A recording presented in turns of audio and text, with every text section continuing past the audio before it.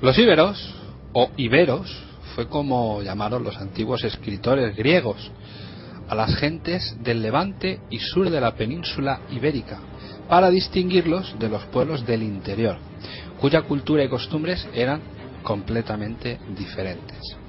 De estos pueblos escribieron Hecateo de Mileto, Herodoto, Estrabón o Rufo Festo Abieno, citándolos con estos nombres al menos desde el siglo VI a.C. Elísices, sordones, ceretanos, aironosinos, andosinos, vergistanos, ausetanos, indigetes, castellani, lacetanos, layetanos, que son los íberos de Cataluña, también los cosetanos, ilergetas y accetanos. En fin, podemos dar muchos más nombres que nos dieron en la antigua Grecia y Roma. En fin, podemos seguir: edetanos, contestanos, oretanos, batetanos, turdetanos. Estas eran tribus íberas, pero que todos eran íberos.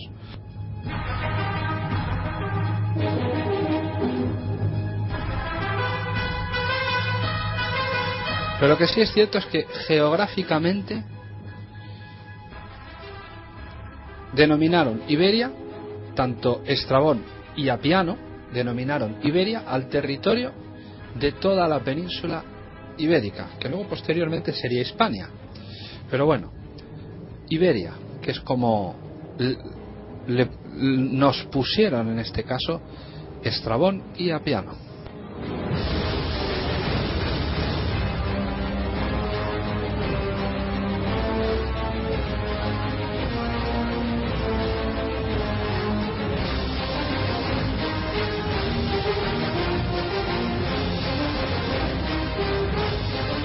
Aunque las fuentes clásicas no siempre coinciden en los límites geográficos precisos ni en la enumeración de pueblos concretos, parece que la lengua es el criterio fundamental que los identificaba como íberos desde el punto de vista tanto de griegos y romanos, puesto que las inscripciones en lengua ibérica aparecen a grandes rasgos en el territorio que las fuentes clásicas asignan a los íberos.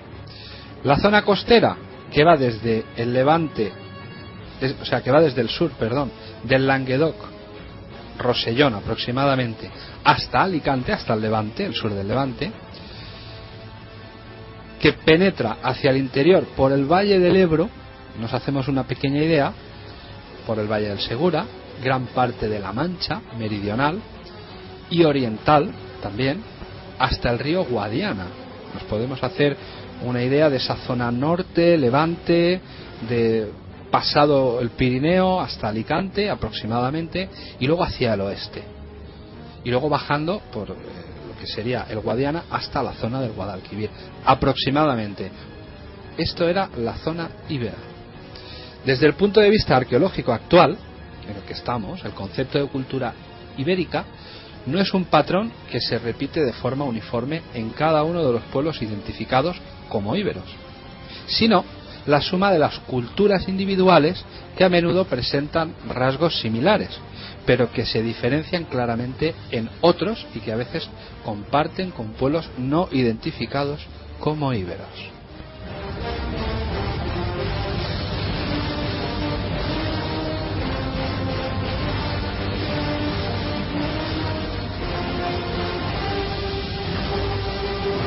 La primera referencia que se tiene de los íberos es a través de los historiadores y geógrafos griegos.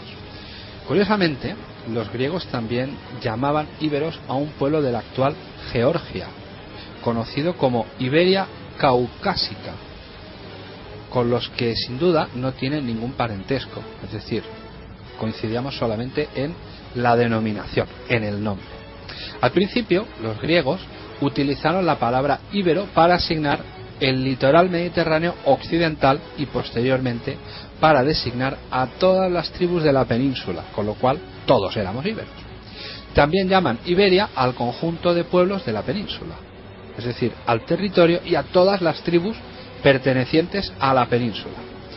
Las primeras descripciones de la costa íbera mediterránea provienen de Avieno, en su Hora Marítima, del viaje de un marino de Masalia 1000 años antes, es decir, 530 antes de Cristo.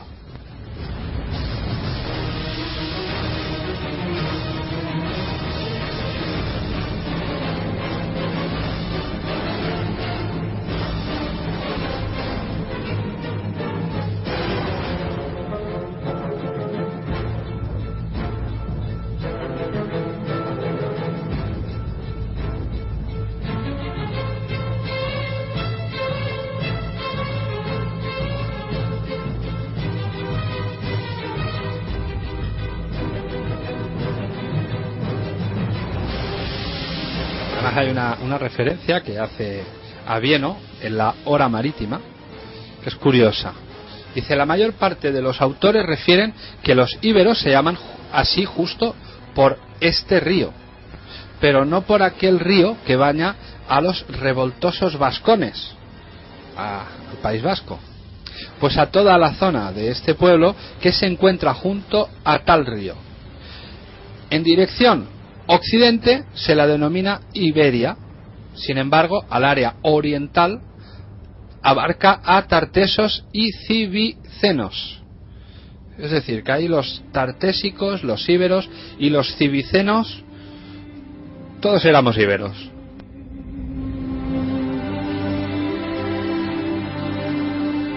Aunque Avieno nos clasifica de esa forma: íberos o Iberia, tartesios y civicenos. Ahí hace una pequeñita distinción, con lo cual esto que tenemos de que las culturas de la antigua península eran culturas bárbaras, que bárbara, la palabra el barbarismo o ser un bárbaro proviene de la antigua Roma. Bárbaro era todo aquel que no era romano, podía ser tan civilizado como el pueblo romano, pero nos llamaban bárbaros, extranjeros.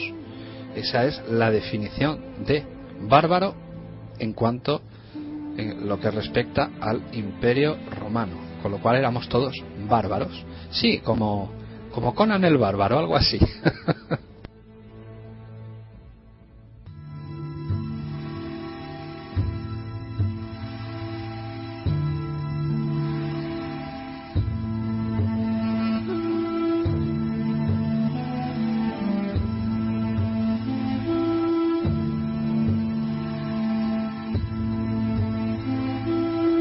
Vamos a entrar un poquito con el origen de los íberos. Y es curioso, no os lo perdáis porque esto es muy curioso.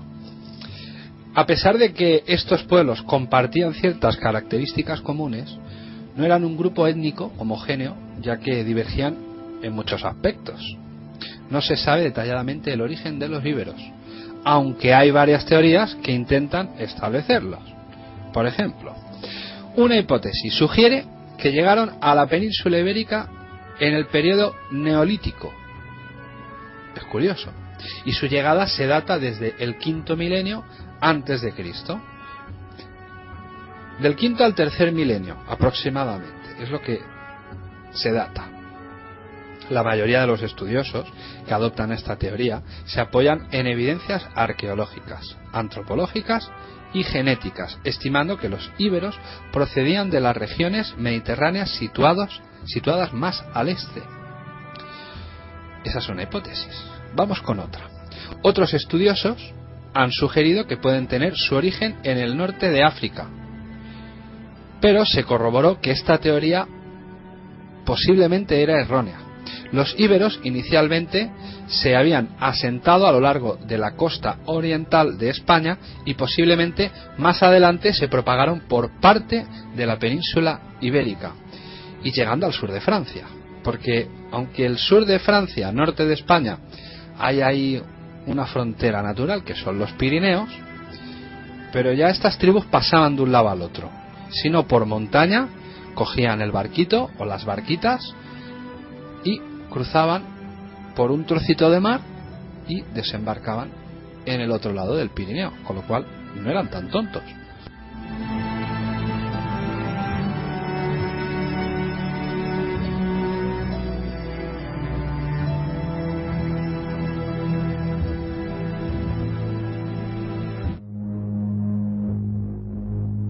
Y vamos con otra hipótesis más. Y esta también es curiosa. Afirma esta hipótesis que formaban parte de los habitantes originales de Europa occidental y los creadores o herederos de la gran cultura megalítica que surge en toda esta zona. Posiblemente una teoría respaldada por estudios genéticos. Es decir, que es posible que vengamos de esa zona de Europa. Los íberos serían similares a las poblaciones celtas del primer milenio antes de Cristo de Irlanda, Gran Bretaña y Francia. Posteriormente los celtas cruzarían los Pirineos en dos grandes migraciones. En el IX y VIII siglo antes de Cristo, es decir, que ahí ya hubo una pequeñita fusión. Los celtas se establecieron en su mayor parte al norte del río Duero y el río Ebro, donde se mezclaron con los íberos para conformar el grupo llamado celtíbero. Es decir, los celtas, yo creo que también los celtas, tanto los celtas como los íberos, tenían una sociedad a lo largo del cauce de un río, que eran poblaciones completamente lineales, ¿no? Y era la autopista que los movía, el río, la autopista que los movía de un lugar a otro. Y ahí es donde se suelen asentar.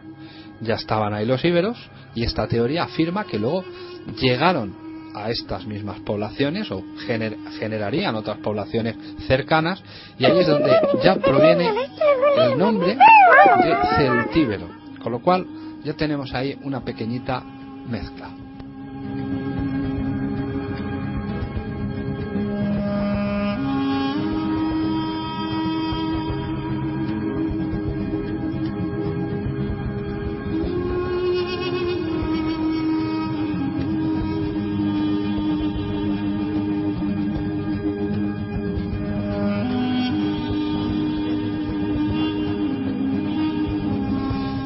¿Qué idioma hablaban esta gente? Porque es curioso, porque los idiomas latinos, el latín se conoce, el griego clásico, y algunos idiomas o lenguas o hablas de aquel entonces. Pero ¿qué hablaban? ¿Qué idioma tenían estos personajes?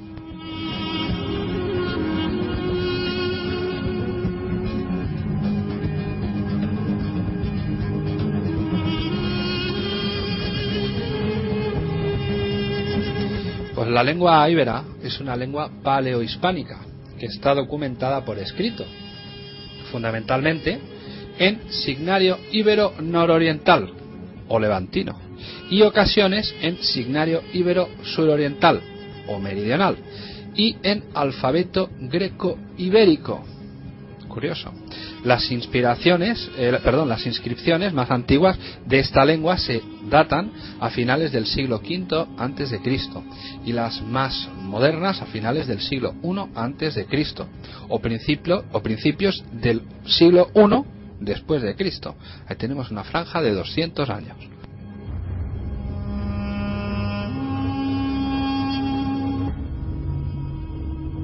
Aparece el vasco-iberismo.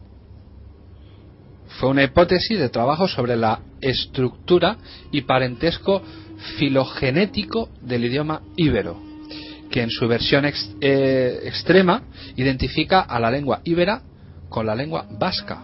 Es curioso. Y debería traducir, por tanto, sin problemas los textos íberos. Sin embargo, las diversas propuestas de traducciones basadas en el euskera no son consistentes gramaticalmente ni permiten traducir las inscripciones. Es curioso. Una de las principales críticas de los traductores vasco-iberistas es que el ibérico, interpretado a la luz de sus traductores, no parece tener una gramática regular reconocible, existiendo solo dudosas similitudes de forma con el léxico del vasco. Actualmente el vasco-iberismo no tiene ninguna credibilidad en el ámbito académico. Sin llegar a la identificación plena entre lenguas, muchos estudiosos de la lengua íbera reconocen ciertas afinidades entre la lengua íbera y la lengua vasca, o más correctamente con su variante más antigua, la lengua aquitana. Al loro.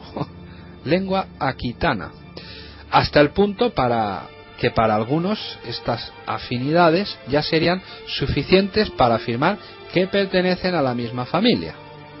Bien, aunque estas afinidades son generalmente interpretadas como una influencia de tipo Sprachbund, más que como una muestra de parentesco filogenético real, es decir, una influencia de similitud, no una... en fin. Y vamos a hablar también de las extensiones y variantes. La lengua íbera, en sus diferentes variantes, se hablaba en la amplia franja costera que se extiende desde el sur del Languedoc-Rosellón hasta Alicante, y penetraba hacia el interior, como hemos descrito un poquito antes, en la zona del Ebro, del Segura, del Guadalquivir, del Guadiana. Más o menos hay unas variantes, podemos decirlo así. Las inscripciones en lengua íbera aparecen sobre materiales muy variados: monedas de plata, bronce, láminas de plomo, cerámicas áticas, cerámicas de barniz negro, cerámicas pintadas, ánforas, estelas, placas de piedra, mosaicos, en fin, un montón de sitios. Es con diferencia la lengua paleohispánica con más documentos escritos encontrados, unos 2 millares de inscripciones, que representan el 95% del total. Con lo cual, si documentaban y escribían, pues no serían tan bárbaros, ¿no? Como yo creo que sí, se nos ha querido hacer ver que los íberos eran un poco borricos. Pues no, tenían su escritura, era gente muy civilizada, comerciaban con los griegos, se llevaban muy bien con los griegos, con las colonias griegas que habían, algunas colonias que habían al norte de la península, y se llevaban fenomenal. Y eran gente, pero eso sí, eran peligrosos. No había que enfadarlos mucho a los íberos.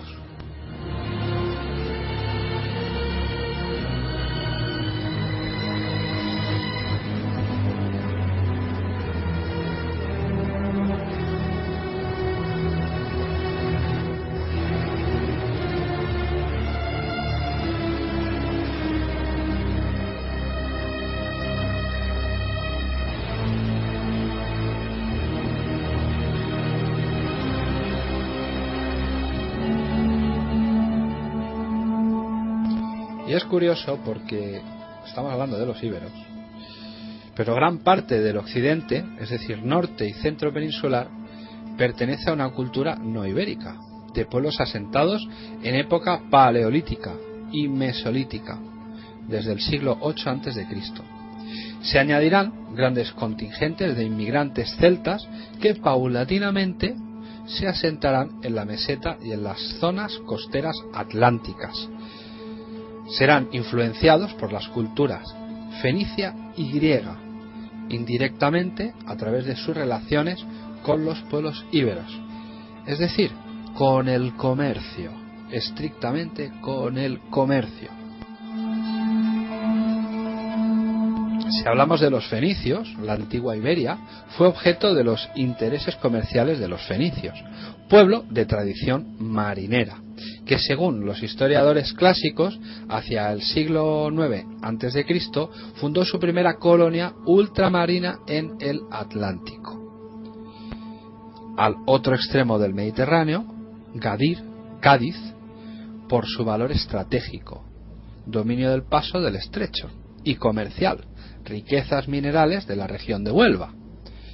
También fundaron otras colonias, principalmente en el suroeste peninsular, como Toscanos, Torre del Mar, Malaca, Málaga, Sexí, Almuñécar o Abdera, Adra, en Almería. Es curioso. Mediante el trueque, el comercio de productos manufacturados por materias primas, monopolizaron el comercio de metales e impulsaron la industria del salazón. Hay constancia de explotaciones mineras en la península de metales, oro, plata y estaño, en la zona de Río Tinto, en Huelva, y en otras de la provincia por ahí dispersas también en la provincia de Huelva estamos hablando. Estas explotaciones aportaron riqueza, no solo a los fenicios, también a los caciques de la zona, habiéndose encontrado varios tesoros en algunas necrópolis de la época en la que estamos hablando. No hay noticias de grandes revueltas ni guerras entre estos pueblos.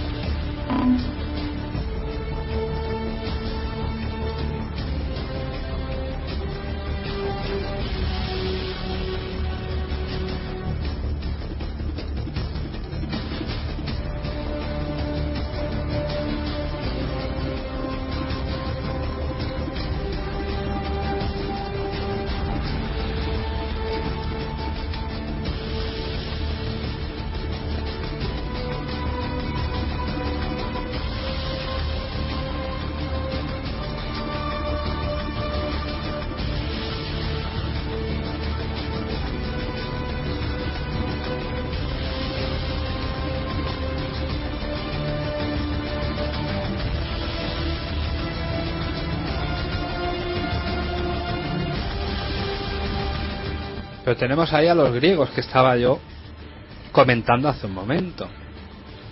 La colonización griega pues tuvo dos objetivos comerciales y paliar el problema demográfico de las polis griegas o de las polis griegas, porque había mucha gente ya y tenían que buscar tierras prósperas. Y curiosamente divulgaron el alfabeto y el uso de la moneda.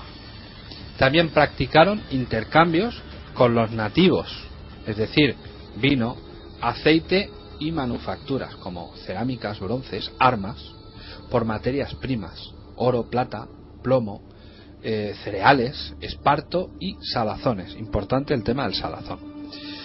Los griegos focenses, procedentes del Asia Menor, fundaron asentamientos en la costa noreste mediterránea, como Masalia, Marsella, posteriormente Roda, Rosas en Gerona, en el Golfo de Rosas, y Emporión, Ampurias también en Gerona. También posibles núcleos comerciales más o menos estables como Hemeroscopio, Varia, Malaca y Alonis, es decir, puntos también de la zona un poquito más al sur de la península. Estamos hablando de la zona andaluza por debajo del Levante.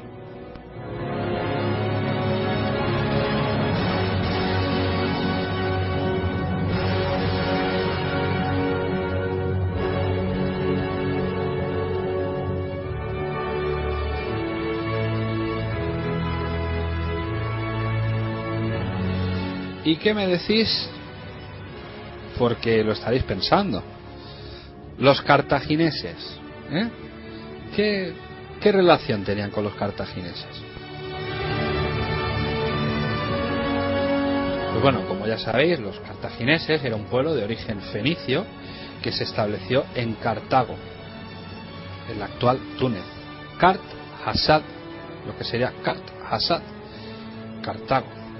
Se independizaron de la metrópolis cuando Tiro declinó bajo el poder asirio, cuando su inmejorable situación estratégica en medio del Mediterráneo lideró a todas las colonias fenicias de Occidente, entre estas las factorías de Iberia, que enviaban plata, estaño y salazones a Cartago. Sí. A raíz de la enorme deuda que contrajeron con Roma en la primera guerra púnica, Cartago emprendió la conquista de las regiones mediterráneas de la península ibérica para crear un nuevo imperio cartaginés. Y aquí ya empezamos con personajes históricos que os tienen que sonar. Amílcar Barca, desde Cádiz, su única plaza, comenzó la invasión del valle del río Betis, cuyos reyezuelos se entregaron por la fuerza o algunos por la diplomacia, uniéndose al ejército invasor. Las nuevas preposiciones colmaron de plata las arcas cartaginesas y después de 9 años de guerra había conseguido para Cartago la plata y los mercenarios de Iberia. Es curioso. porque entre nosotros no hay guerras, entre los íberos no hay guerras que se hayan podido constatar. Es posible que hayan cosas fugaces, pero no guerras abiertas. Pues curioso, porque los cartagineses gozaban de esos mercenarios de infantería íbera, con lo cual eran muy temidos.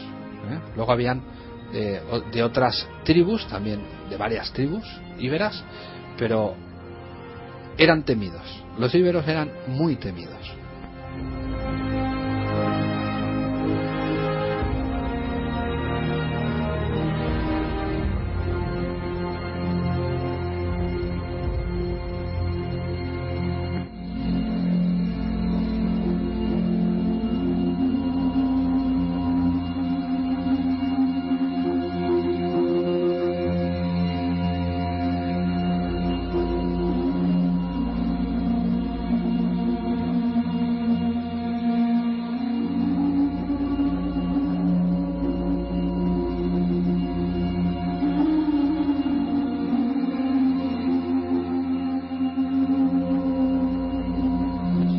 Y bien, pues Amílcar Barca muere en el año 229. Es que os lo he dejado ahí colgadillo al pobre hombre. En el 229 a.C., en una escaramuza contra los oretanos, que eran una tribu de aquí, íbera también.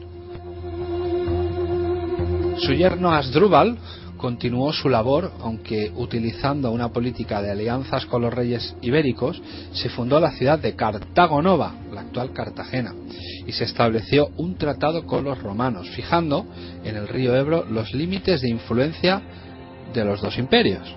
Los cartagineses se adueñaron de todo el sur de la península, del Levante hasta el Golfo de Valencia, y puede que dominasen también, es posible, el territorio de los oretanos. Curiosamente, Asdrúbal muere asesinado en el año 221. Pero luego aparece con 25 años, con solo 25 añitos, aparece la figura de Aníbal, que es elegido nuevo general por su ejército.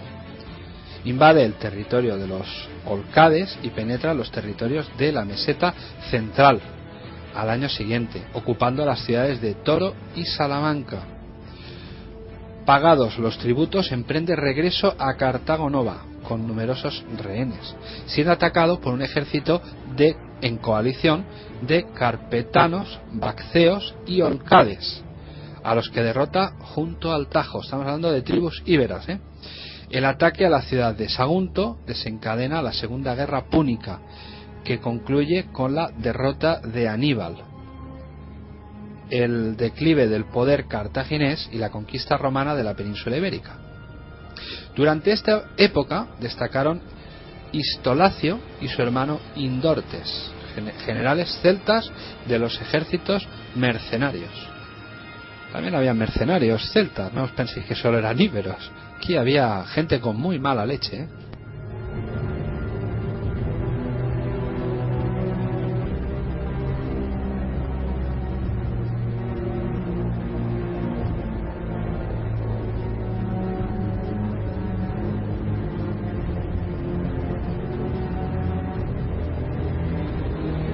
Bien, vamos a dejar estos pasajitos históricos, nos hemos ido muy para adelante, volvemos a retroceder en el tiempo y vamos a ver la sociedad íbera y su organización social, porque esto es, además de interesante, es muy curioso, Es decir, la sociedad íbera estaba fuertemente jerarquizada en varias castas sociales muy dispares, todas ellas con una perfecta y bien definida misión para hacer funcionar correctamente una sociedad que dependía de ella misma para mantener a su ciudad. La casta guerrera y noble era la que contaba con más prestigio y poder dentro de estas, o sea, era la que estaba por encima. Aparte de las armas, poseer caballos otorgaba también gran prestigio y reflejaba poder. El tema de los caballos, poder, prestigio, nobleza y mucha nobleza, y formar parte de la clase más pudiente, evidentemente. Bueno, también tenían gran importancia la casta sacerdotal, los brujos, los sacerdotes, en fin, La religión, en la que las mujeres, esto es curioso, como se observa en los túmulos funerarios, eran el vínculo de la vida y la muerte. Es curioso. Las sacerdotisas gozaban de gran prestigio, ya que eran las que estaban en continuo contacto con el mundo de los dioses, aunque también había hombres que desarrollaban una tarea mística. Prueba de ello son los sacerdotes lusitanos, portugueses, o del norte de Portugal, Galicia, que leían el futuro en los intestinos de los guerreros enemigos, es decir, los abrían y hurgaban ahí, arrebañando, y veían el futuro. Curioso, ¿eh? Otra casta sería la de los artesanos, apreciados, muy apreciados, muchísimo, porque de ellos salían los ropajes con los que se vestían y guardaban frío, evidentemente. Los que elaboraban el calzado, los que modelaban vasijas en las que guardar agua, alimentos, grano, bla bla bla, todo eso, etcétera. Y sobre todo, por ser los que hacían a medida armas y armaduras con las que se distinguían de las otras castas más bajas. Curioso. Los currantes eran importantes también. Finalmente estaba el pueblo llano, pues gente de distintos oficios que se dedicaban a los trabajos más duros: la tierra, el ganado, en fin, ese era el trabajo, la recolección, la pesca. También eran pescadores, no grandes pescadores, pero también eran pescadores. Y ese era, pues bueno, el pueblo llano, los más currelas todavía.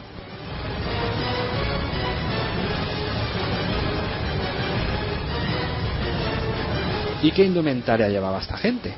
¿Cómo se vestían? ¿Qué llevaban? Pues claro, hemos hablado de ese gremio de artesanos que los vestían, pero ¿cómo los vestían? Pues bueno, los íberos se vestían con telas de distintas calidades, según su poder económico, pero eso es normal. No es lo mismo comprarme una camisa Nike que comprarme la del mercadillo, aunque ponga Nike, pero sabemos que es del mercadillo.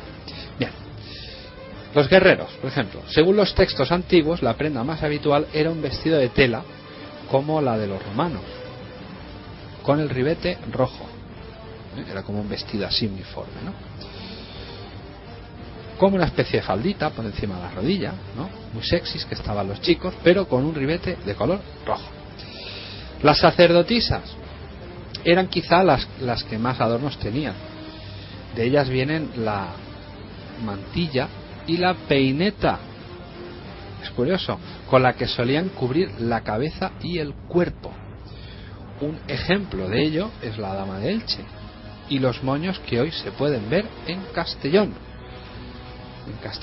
o en Valencia, cuando son las fallas, la reina de la falla en este caso.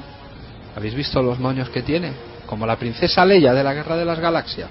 Efectivamente, pues de ahí origina, de los íberos.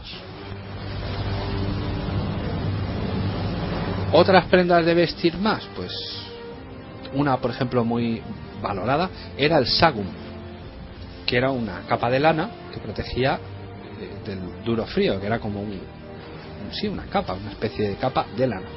Otra de las prendas que aún existen hoy es una tela que a modo de diadema utilizaban los guerreros para recogerse el pelo, lo que serían las felpas, ¿no? O algo así. En fin, su calzado era unas alpargatas que se ataban a la pierna y el pie. En el invierno se cubrían los pies, ya las piernas, con unas botas de piel. O sea, se cubrían con unos calentadores de piel de pelo animal, con lo cual iban calentitos, pero la suela siempre dura.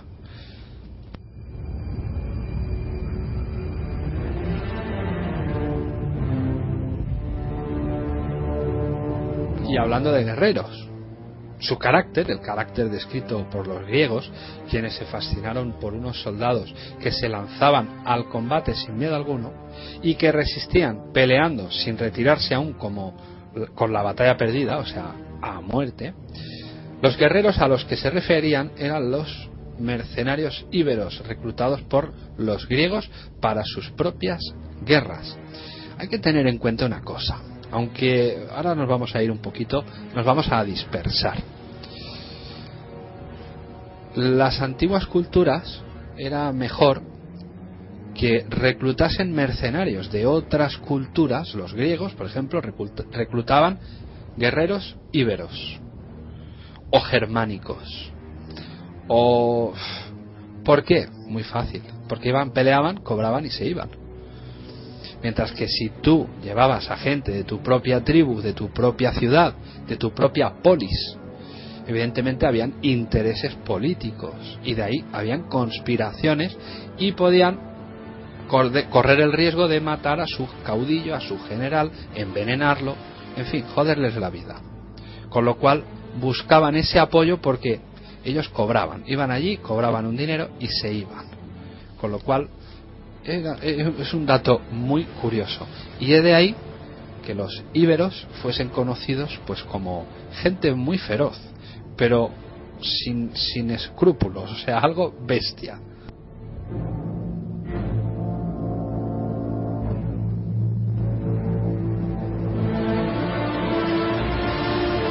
Yo me imagino que de ahí sale la casta española, porque luego al cabo de los siglos, si hacemos un poco de memoria, por ejemplo, hablando así a bote pronto, si hacemos referencia a los tercios españoles en Flandes, sí, es curioso, porque también le echaban el mismo coraje.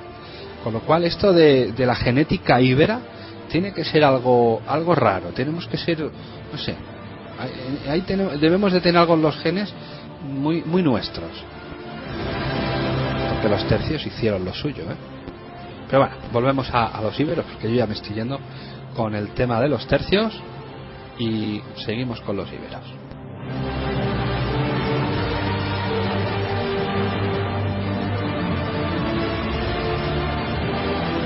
Ya hablando de economía, en realidad pues no se sabe mucho sobre la agricultura ibérica, pero sí lo suficiente como para deducir su importancia económica. Es decir, del estudio de una buena cantidad de piezas del utillaje agrícola halladas en los poblados del área valenciana, dedujo un investigador, el investigador Pla, que se había llegado en como en otros edificios a una especialización adecuada, dándose con la herramienta justa en muchos casos, que ha llegado hasta nuestros días. Es decir, que sabían cultivar, La agricultura que se practica es la de secano. Por cierto, hoy he hablado de la agricultura de secano, pero con otro tema. Y mis compañeros que estén por aquí escuchándome sabrán de qué estoy hablando, siendo los cultivos fundamentales el cereal, el olivo y la vid, para la que está atestiguada ya en el siglo XVI la obtención de excedentes como destino a su comercialización, así como las leguminosas, o sea, las legumbres, los garbanzos, guisantes, las habas, las lentejas, muy propio de nuestra tierra, un buen plato de lentejas o un buen plato de garbanzos, muy íbero. Los compañeros míos que me estén escuchando, que se acuerden de la trilogía del secano, o sea, de la agricultura, que es lo que la trilogía no es ni más ni menos que eso, que olivo, cereal y uva, que es lo que aquí predomina en España.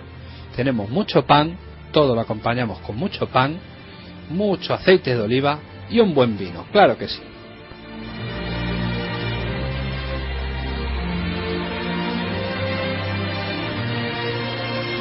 Bien, parece que me voy por las ramas. Bueno, esta gente, esta cultura, tuvieron también cierta importancia determinados cultivos industriales, especialmente el lino en Saitavi, Játiva, lo que es Xàtiva en valenciano, y Hay ampliamente documentada y una gran documentación de la industrialización del esparto, especialmente en el campus Spartarius, al norte de Cartagena, con multitud de aplicaciones, entre las cuales sobresalen los cordajes para la navegación, con lo cual ya tenemos ahí un punto más, la navegación.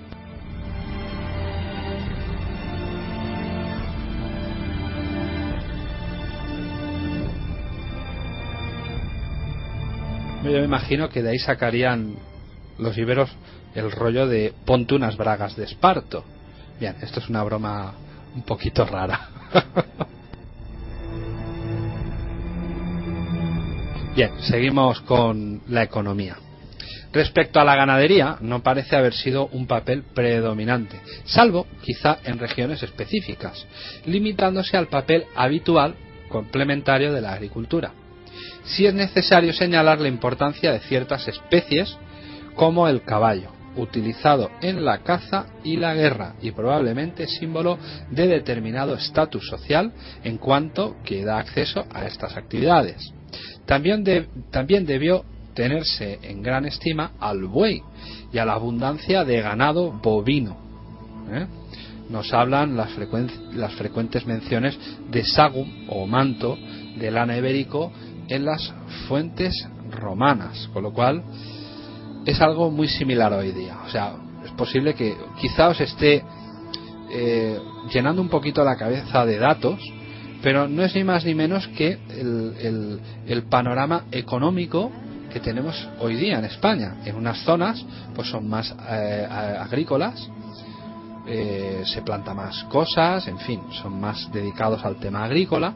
En otra zona son más especializados en tema ganadero y en otro en temas comerciales y de fabricación.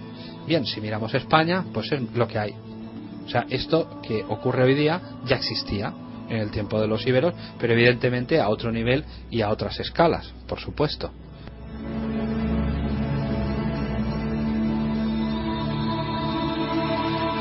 Y una vez hablado de esto, podemos mencionar la caza.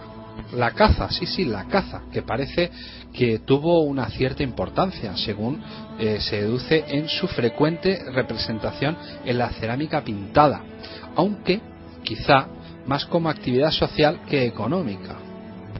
El jabalí debe haber sido la pieza reina, aunque junto a él se cazan igualmente ciervos y varias especies menores, especies de cérvidos como son algún tipo de gacela, los sarrios, no sé, ciervos. Aunque también se puede interpretar, y cuidado con el dato, que aunque haya sido una actividad con una cierta importancia social, no todo el mundo podía ejercitarla, no todo el mundo, simplemente de cierto estatus social hacia arriba y de cierto estatus social hacia abajo no. Es posible, porque esto no solo se daba aquí, se daban en otros pueblos, incluso esto llegó hasta hace poco tiempo. Solo la caza era del señor feudal, con lo cual si nos vamos bajando todos esos años, nos remontamos al tiempo de los íberos, es posible que esto también se diese en su momento.